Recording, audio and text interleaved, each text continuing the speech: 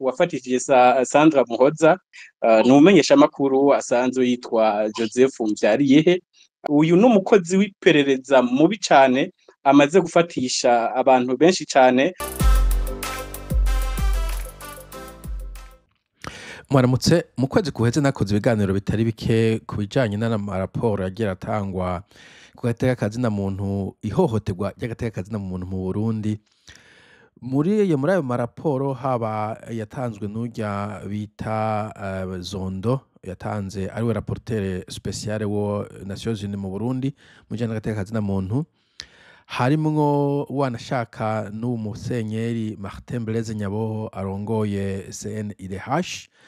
Muri ivyo izina rimwe ryagumye rigaruka cane, kumbure abiri mugabo rimwe ryagarutse kenshi, ni izina ry'umumenyeshamakuru yita Sandra Muhoza. Iyo ryaragarutse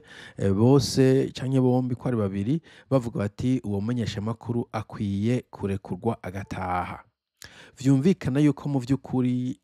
yarenganijwe canke afungiwe ubusa, ariyo mpamvu bavuga ko bomurekura akitahira muri famiye nk'abandi bantu bose. Mu ruhande rumwe agateka kiwe karahungabanye, ndazi yuko iri zina rya Sandra Muhoza nararivuze i Geneve, n'izina rya Kenny Claude nararivuze i Geneve, ariko muri raporo ya Zongo avuga Sandra gusa ntakivuga Kenny Claude, sinzi gituma. Je rero maze igihe ndiko ndibaza niki catumye Sandra Muhoza afatwa, yafashe gute, ninde yamudodobereje, niba yaradodoberejwe, vyagenze gute évidemment. Hanyuma nca numva mu biganiro biriko bica ku mbuga ngurukana bumenyi abantu babiri bayishyuye ivyo bibazo, nabo nimba wabishaka eka izo nyishu tuzirondere tuzishura, ahubwo muri iki kiganiro numvirije giciye ku mbuga ngurukana bumenyi. Uno musi kandi imbere ko mbandanya hari ikintu nabonye kumbure Focode yatwibukije bashize kuri X, kuri Twitter, bavuga yuko abantu dukoresha amajwi yabo twoza turavuga aho twabikuye amasource. Ndakunze kuvuga ku bintu vy'amasource, nibaza ko ari ibintu vyiza vyo gukora. Impamvu ya mbere no kugira ngo credit is due, donc uhe credit umuntu yakoze ubushakashatsi uti ibi bintu niho nabikuye. Ico neza ko ari vyiza kubikora ku mpamvu yo kuba honnête, utavuga ngo ibi nivyo nashakishije, kuko iyo usomye nk'ibintu umuntu yanditse kuri Facebook ugaca ubishira mu ijwi wawe ugaca uvuga ngo namakuru watohoje, ngo ibintu twatohoje, ico gihe uri malhonnête intellectuellement. Ica kabiri neza ko usibye ko kumbure mu Barundi tutabikora, kandi ahanini dushaka ko inkuru ikwira muri bose, neza ko n'amategeko novuga vyo bita copyright, c'est quoi droit d'auteur mu Gifaransa, bisaba yuko iyo umuntu akoresheje source ayivuga. Ndazi twama twabikoze mugabo vyo bavyiza umuntu avyibutse. Ica gatatu nawe uba wiproteje, uba wikingiye, kubera iki iyo uvuze uti ibi bintu navyumvise kwa naka hanyuma naho akaba yabeshe, ico gihe ni waba yabeshe, si wowe uba wabeshe. Vyananshikiye ubutaha nsoma ikintu ku mbuga nja kukivuga nsanga ya mafuti ndamaramara kubera nigeze ndavuga ko nagikuye ahantu. So ndiko ndavuga ngo am better than you, nanje biranshikira ngasanga ni ibintu nasomye nje ndavyiyitira kandi ari je na televiziyo wanje. So tuza turavyibukanya ivyo umuntu ahantu yakuye amajwi canke text canke ikindi kintu wasoma kavuga uti iyi nkuru nayumvise aha canke hariya, ibintu nk'ivyo. Ariko icyo nashaka kuvuga nuko donc nihereye ko aya majwi ndiko ndakoresha nayakuye ku rubuga rwa X, kuri space yishirahamwe bita ngo ni CBDDH, nibaza ko mu Kirundi bavuga ngo ni urunani rw'abaharanira agateka kazina muntu mu Burundi, donc mu ncamake ni CBDDH, kumbure n'igifaransa ico. Bakoze space kuri X vendredi tariki kwa gatanu w'indwi iheze, itariki 3 z'ukwezi kw'icumi. Mukene kumviriza vyose ko je shobora kuja video yose, mbafise umwanya mutoyi kandi nta nimba numvije yose, numviza kumbura ijanye n'ivyo niko ndavuga ko mushobora kuja kuyisanga kuri urwo runani rwabo. Neza ko bakoresha handle HRD canke HRD Burundi mu Gifaransa, HRD Burundi mukisomera ivyo bintu. Ico gihe hatumiwe abatumire batari bake, mugabo no musi nkoresha ijwi rya Pacifique Ntazwe n'irya King Umurundi Freedom musanzwe muzi kuri YouTube n'ahandi, nabo nyene hari ivyo yishuyeko. Donc ko nabivuze reka tubumvirize. umukenyezi yafashwe anyurujwe mu kwezi kwa kane muri 2024 afatirwa hari Ngozi, afatwa ahamagawe ngo aze kwakira ikiganiro c'umwe mu basende DFDD bakomeye muri iyo ntara. Ahageze asangana umutego wo kumufata, agira Imana ko yagiye yamenyesheje yaroye abiwe batabaza hakiri kare. Nayo ubundi amakuru dufise mbere ibyo yanabwiwe we nyene ageze mu iperereza nuko iryo joro nyene yateza kurara yishwe. Rero mu nyuma aratwagwa mu iperereza i Bujumbura, aho arahohoterwa bikomeye gose no mu iperereza. Umuntu yibukije ibyo Sandra Muhoza apfungiwe ikiganiro cabereye muri groupe WhatsApp ihuriramwo abamenyesha makuru batari bake bakiri mu Burundi. Muri iyo groupe WhatsApp mu kwezi kwa kane 2024 niho haciyemo ya makuru yavuga ko hoba hari ibigwanisho vyari vyinjijwe mu gihugu. Hanyuma muri iyo groupe bicamwo haba ikiganiro kimeze gutyo nk'abantu bamenyesha makuru bamenyeranye, umwe wese avuga ingene ivyo bintu abibona. Ariko bica bihera ngaho, we bamufata bamwagiriza ko yambitse ibara ubutegetsi, ariko avuga imvugo zozana amacakubiri. Ni kimwe rero bihera mu biganiro bisanzwe vy'abantu nko muri groupe WhatsApp, abantu abagenzi basangiye akazi, umuntu wese arazi ingene abantu baba bacokozanye iyo arabasangiye akazi. Umwe wese ashobora kuvuga ico ashaka muri groupe WhatsApp, ntiba ari kibanza cy'igihugu cose. Ariko bigahera aho kubera ko muri groupe WhatsApp imwe hakaba umwe kubera ko azinanye nabo mu iperereza ataryohewe n'ico uvuze akacavuga ati reka tukwereke, akacagenda akabwira mu iperereza ati reka kajya ka pasoni tugafate tugakureho kubera ivyo kavuze bitandyoheye. Hari vyinshi twokuramo muri uku kuntu uyu mumenyesha makuru yanyurujwe, ko je numva ko yanyurujwe. Icambere kumbure n'ico c'amagroupe WhatsApp nako takuvuze ko inshuro nyinshi kumbure twakivuze, ariko tumaze kumva abantu benshi bagiye barafatwa muri amagroupe. Tubukanye ko atari wenyene, hariho umuganga kandi afunzwe kuko inavuze muri WhatsApp groupe. Hari umuganga yari muri groupe y'abaganga, nkuko nawe muri groupe WhatsApp atanga iciyumviro ciwe ku bikorwa vya Severe. Nawe avuga ikitaryoheye uwundi muganga w'imbonera kure, kubera ko avuze ibyo bitamuryoheye acariruka arabwira abo mu iperereza, nawe baza kunyuruza umuganga yitwa Patrick Bitanga Umutwenzi. Hari n'undi mama nabonye mu makomenti nawe ngo avuze ikintu ku bakenyera rugamba canke je no sais pas abamama babisuvye inkona, hanyuma ngo arabizira ngo yabatutse yabukirititse ukuntu batamba sepa. Ikindi ca kabiri, kubera iki abantu iyo polisi y'u Burundi, abo bantu b'inyamiramabe n'abaki bakora ikintu byo kunyuruza, byo gukinapinga abanyagihugu b'abanyagihugu, kandi bafite ububasha bwose bwo guhagarika umuntu. Je kera kumwe naja kwishika ko hari ikindi nja gukora kugira ndabereke ubudasa buhari mu bisanzwe na zino ntwara mugaya, ko hari ibintu bakora neza. Muri izo nuko nk'iyo ufitaniye ikibazo na mustanteri canke uwundi muntu barakurungikira umutahe, hari n'imitahe ahubwo wumva bavuze ku radio. Kimwe gusa je ntakunda kumbure ubu umaze kumenya ivyo uko bikorwa handi, nibyo byo vuga ngo ico uhamagariwe uzokimenyesha uhashitse vyiza mu bisanzwe urakubwira ikintu baguhamagariye. Mugabo omwe baragutuma ko no kuvuga waratekera, ugasezera umugore, ugasezera abana uti ndagiye,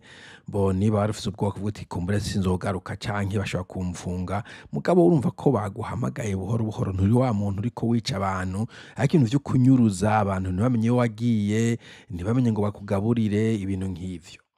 Ugaca wumva noneho ko anaco ca kabiri ko bashobora kumwica. Really? Urumva ko kwica umumenyesha makuru yavuze ikintu cyo yavuze cyose wanashaka ko ariyo solution u Burundi bukeneye muri iyi minsi?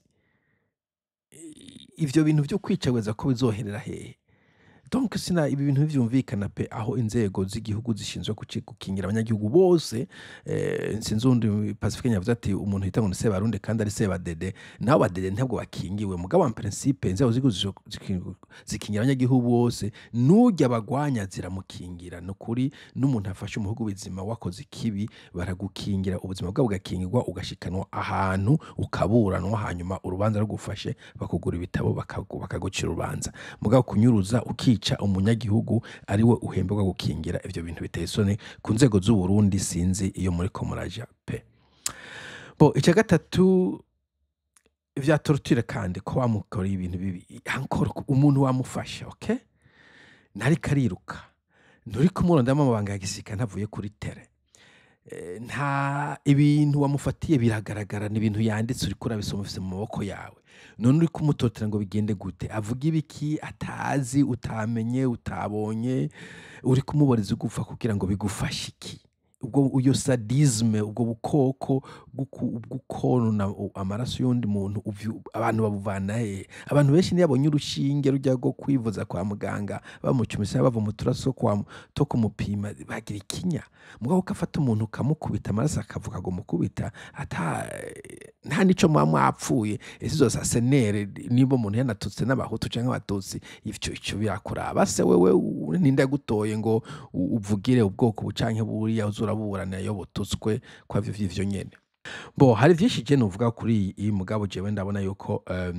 ubucamanza bw'i Burundi izi nzego za SNR zikora nk'aba makizar zikora nk'abantu babacangero zikora ibintu biteye isoni kandi kibabaje burya SNR cyangwa se renseignement ou intelligence mu bindi bihugu usanga ziriko zihangana n'ibibazo bikomakomeye nk'akarorero uzokumva abantu bose bashikiye CNDD FDD bavuga ngo ikituma igitoro kibuze ngo habaye sabotage iyo sabotage ntibanayigusigurira ariko sabotage energy mu bihugu byose bizima bayita strategic infrastructure donc infrastructure strategique no kuvuga umuriro donc the grid shota grid uyu muriro communication n'ibindi donc bijya bintu vuga ati uyu n'umutima w'igihugu bihagaze guco bagihagaze ivyo bintu FBI CIA babiproteja gusunjye kwa proteja Donald Trump kubera ko bavuga ati Iran Russia sepa undi mugizi w'ikibi aje akabivorogota agashiramo malware muri systeme bigapfa ico gihe uwo munsi igihugu corara kibaye nabi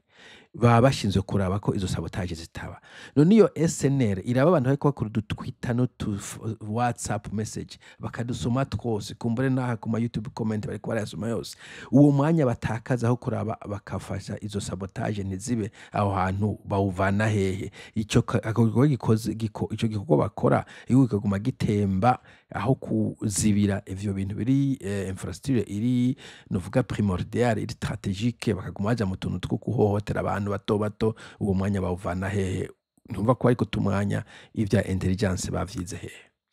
voilà nico kije novuga ariko ikibazo ca nyuma abo bantu baba bakorana n'umuntu ari umunyashamakuru muganga mugabo akazi kabo kakaba arako gushimuta kakaba arako guhemukira abantu bakorana bobo abo bantu intumbero yabo niyihe ariko reka kwanza imbere ko ndakivuga ico twumvirize umuntu donc nuvuga ko yamugurishije bita ngo n'umuntu bakorana bari muri groupe imwe acaramugurisha kuri SNR wafatishije Sandra Muhoza kugira bose bamumenye arabasanzwe bamuzi n'umumenyesha makuru asanzwe yitwa Joseph Mvyariyehe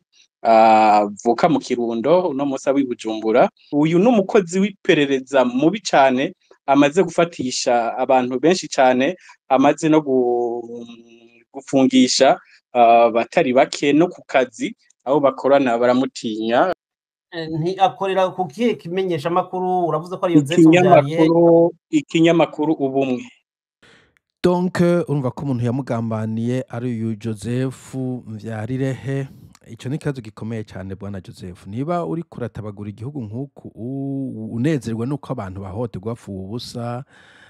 aho uriko uravyarira mu bisanzwe hateye ubwoba kubera iki nawe jo azoba ariwe wafashwe ivyo bimbaze mon frère je burya Uburundi ndabuzi cyane hari abantu bazoba bibaza ngo uwo mugabo n'ikijuju je Uburundi ndabuzi mon frère buri nabubayemo mu myaka byari bikomeye kandi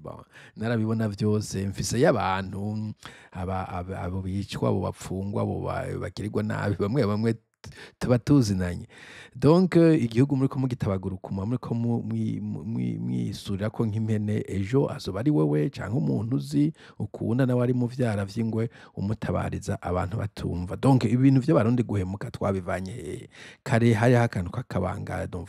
professionnel déontologique ibintu bivugiwe mu kukazi mukabigunza ku kazi hakabona ivyo ya tolerance umuntu avuze iki kuvuga bo abantu ntiduhahuje mugabo peu importe unumva ukabandanya ugapasa ubuzima burabandanya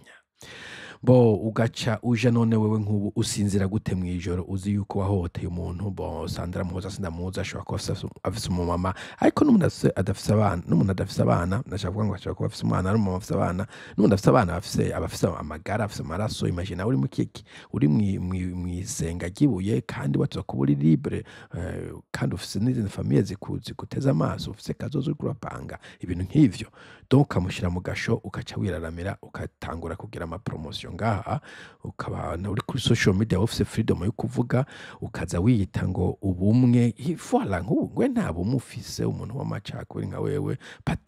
patriotisme umuntu yisamburira ko nk'imene ico gihe umukange tabagora ntabwo uri mu patriote WhatsApp reka ndaguhamagara tuvugane okay naje nta bintu bya harassment nkora bo ibi ndabikoze ibi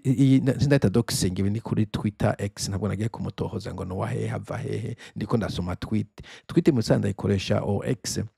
kubera ashobora gufasha kumenya umuntu ahahengamiye ashobora gufasha umuntu uko yiyumvira okay akavuga ko tabwo Rwanda ivyo ntavyo binezwe bon anyway niba nashaka kuvuga uyu mugabo setwanata Rwanda Amandia urabona ko abari gutukana na babo burugurika boje byo gutukana kuri Twitter ntavyo njamwo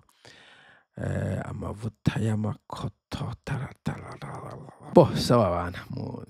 mwirirwe mumererwe neza sinzi ko no bivuga tuzosubira bye bye